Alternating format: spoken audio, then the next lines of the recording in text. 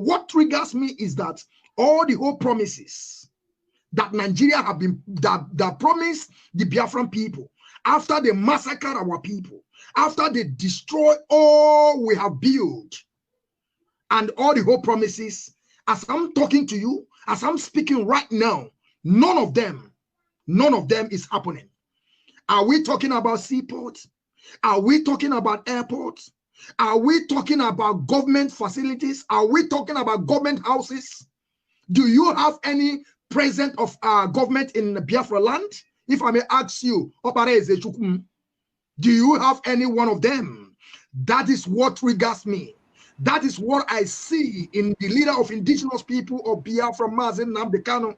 And I see really, forget what people are saying. As we intelligent, the Biafran people are so intelligent. Just go back before the war. We are leading in education. After the war, we are still leading today as I'm speaking to you. Why can't us be part of that contraption? But why am I fighting today? It's because Nigeria, they don't want us. We have to tell ourselves the truth. Nigeria don't want me and you. They don't want you. So better the earlier you understand that, then you have to begin to fight for your freedom. You begin to fight for survival. I keep on telling people that we are fighting for survival. That is what triggers me. First and foremost is reconstruction, rehabilitation, and what they call it, the reintegration. I don't know what they ever called it. That is where my problem started. Because all these things they have promised to us, I never see any one of them. That is the reason why I joined the struggle, and I will keep on fighting till Biafra come. If Biafra did not come, believe me, you don't have a home. I keep on telling people that as I am today, the Biafran child, I have no home if Biafra never come. For some of them that are thinking that they have home, when Fulani Alamajiri will visit them, because I keep on telling my people that they are on the way. They are there. They just want to finish with the southern part of Nigeria, northern part of Nigeria, and they will invade your land. That is why they are speaking against ESN, Eastern Security Network, because they know the power that these people have. They know it. That is why they are doing all manners of evil, concocting story, fabricating lies, trying to do all manners of evil to stop us. But believe me, my people, they can never stop us. They can never go and itch to stop us, my brother. Let me stop here, because if you allow me, I will never stop. That is the most thing that brought me into this struggle. Let us, Imanandi Bose, Emenwani ke emeli ibe ya, obi ade ya mma. But mo na agwo no bosi nke tata. O nwere ihe ndị Biafra ji. O nwere fo ihe obu no unu nwobu a na enye unu enye bi unu small. Una na etipusi isi. One now we have tired. We are tired. We are tired. We don't want Nigeria no more. I don't want to belong there. As I'm speaking to you, my people, when you come here, all my documents has no anything to do with Nigeria. They has nothing to do with Nigeria. But don't ask me when I will come. Thank you. Thank you, my brother. Thank you, my brother. Talking about 3RS, the 3RS was fraud. And after the Biafran, after the genocide, I don't want to call it the Biafran war because we did not fight any war. It was a genocide committed against our people. After that genocide pogrom that was committed against our people, they deceived us into believing that they're going to reconstruct Biafra land, that they are going to reconciliate, then they are going to make peace, you know. And after that, the money that was set out for the 3RS was diverted to Lagos. Awolowo diverted the money, and that was the money they used to build Lagos. If you ask me, I will explain to you more of the infrastructures that we are not in Lagos. Immediately after the war, 1970, they begin to put them in place with that same 3RS fund, because Awolowo was Minister of Finance. So I agree with you. You have a very solid argument and the defense in regards to the reason why you are agitating for Biafra. The 3RS fund was not used in Biafra land because all our properties were taken away from us. They took away our properties. They call it abandoned property. They took away all our monies. They call it. They gave us only 20 pounds. So I totally agree with you that you fighting because of this cause, because of this point, is very, very valuable. And thank you so much. Then I'm calling on Mazi Austin Okonkwo, and I have a question to ask him. The question I want to ask him as a pastor is this. In the Bible that we are reading, because we were all Christians, we were born into Christian families before we some of us now repented into knowing that ordinary tradition, which is my own path, that I choose to follow now, is better because that is the original one that my progenitors were following. Listen and listen attentively, because whatever I'm going to ask you now may offend some people, but I don't care because I see the hurt. That's how I go talk them. In the scripture, God used prophets to deliver message of redemption. God used prophets to send message to kings. God used prophets to declare words that will later come to pass. That is in the scripture that we are reading, as a pastor that you are.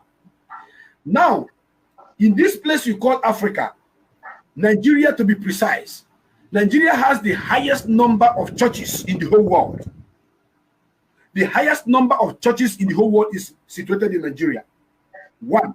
Number two, the biggest auditorium, one seat auditorium in the whole world is situated in Nigeria. You can Google it and you see it. Now, the richest pastor in the whole world is from Nigeria. Now, the reason why I started from the scripture, because I am a reader of the word of God. I believe in Chukwu Okike Abiama. I used to read Bible, but that doesn't stop me from believing in tradition. Now, I want to ask you, from 31st of December 2019, all the pastors in Nigeria were busy. They were busy declaring words. They were busy prophesying. They were busy saying all manner of things about this year. Why none of them saw coronavirus coming? That is the first question. I want you to note it down. Why none of them saw coronavirus coming? And these are the pastors that our people have been giving money. These are the pastors that our people have been donating for the church building, donating for foundation laying, donating for all manner of offering, and giving one Ofuzonuziri. Why none of them saw coronavirus coming? Why none of them saw it coming? Now, when coronavirus came, why none of these pastors was able to heal one person, just one person out of the thousands of people that have died of coronavirus? Yet, these pastors stood, most of them, which I will mention names if I want, stood against the freedom of Biafrans. And I'm going to give you an example of a pastor that, not a pastor, a reverend father, because all of them are in the same category. A reverend father who collected microphone from a Biafran in Abia State in a church, in a Catholic church, where this guy had been donating money. This guy have been giving offering. This guy have been paying Ofuzonuziri. This guy have been watching the church clean everywhere. Then on that very day, when they were asked to come and pray for their nations, the first person came out and prayed for Nigeria. The second person came out and prayed for the sick people. This, our brother, came out and mounted the podium with the microphone to pray for Biafra to be restored. A reverend father walked up to him, collected the microphone from him. It happened in Biafra land, not in America, not in South America, not in Europe, not in Asia, but inside Biafra land. And these are the men of God that could not cure. These are the men of God that could not heal any coronavirus patient. These are the men of God that could not even see the coronavirus. And these are the men of God that have been asking us to pray for Nigeria every 31st of December. Now, somebody want to pray for his own nation. You collected the microphone from that person. My brother, as a pastor that you are, I want you to give us breakdown about what you have to say about this kind of situation that we are seeing ourselves in. Shall we continue going to churches where we'll be donating money to the pastors, while the pastors are not allowing us to pray for our own nation that we believe in? Why the pastors are not even supporting to talk about our nation? But I differ that there are some of them that are supporting us in the struggle, but very small number of them. So go ahead and speak to us, my brother. The floor is yours. Thank you, my brother. I appreciate your question, and I will start by telling you, you must understand, number one, that Nigeria is a zoo, as our leader, not even our leader, the Google, have narrated. Nigeria is a zoo, and I have to tell you that every institution in Nigeria is corrupt, and of course, extraordinarily corrupt. I will not sit here to tell you that I hope my voice is coming out, sir. Yes, it's coming out loud and clear. I'm trying to fix something. I will not sit here to tell you there are no genuine pastors, genuine imams, genuine prophets called of God. But it takes a man that have a burden to look into the affairs of the masses as a prophet, as a pastor, as a teacher. But as long as I'm concerned, as I'm talking, you will feel it in the heart, in the core of your heart, that everything in that zoo and the zoological republic is corrupt and extraordinarily corrupt, as I said again. If you look towards our leader, Mazi Nnamdi Kanu, let me use him as an example. You will find a prototype of a man called Nehemiah in the scripture where I read, as you said, I'm a pastor. Nehemiah is a man from the book of Nehemiah in the ancient Old Testament. In the book of Nehemiah, chapter number 1, you will see Nehemiah and what he's up to. Nehemiah was a man that has a burden, and when he received a report from Hananiah, one of his brother who came to him from Judah with some of the other men after they left the house of exile, the remnant of them that was survived, and the report came to Nehemiah. If you read that particular scripture of Nehemiah chapter number 1 verse 3, and they said to him, he said, the last one that survived are living in broken places, and the wall that was surrounding them has been broken. What did Nehemiah do? When I'm saying Nehemiah, look towards Mazi Nnamdi Kanu. That's what I'm just using him to give a narrative of a man you should follow, and not the pastors in that zoo called Nigeria. When this Nehemiah saw and he heard from Hananiah, the brother's son, which is the cousin, that the remnant that remains, those who are suffering, those who have been treated bad in that zoo called Nigeria, for instance, have no house to live. And the little wall that are protecting them has been broken. Just exactly what Mazi Nnamdi Kanu is doing before I hit to the pastor's round. Nehemiah did not relax complacent. Nehemiah have access to the king's palace. Nehemiah can go to the oil well and begin to take money.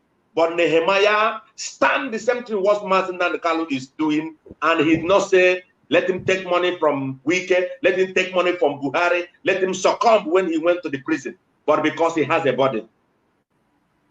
I always like when Biafra child says something. You ask Biafra child why he's agitating for Biafra. Because he has a burden. As the hot, because you have a burden. As the wine, because he has a burden. If you don't have a burden, you will not come here to show your face, to die for your people.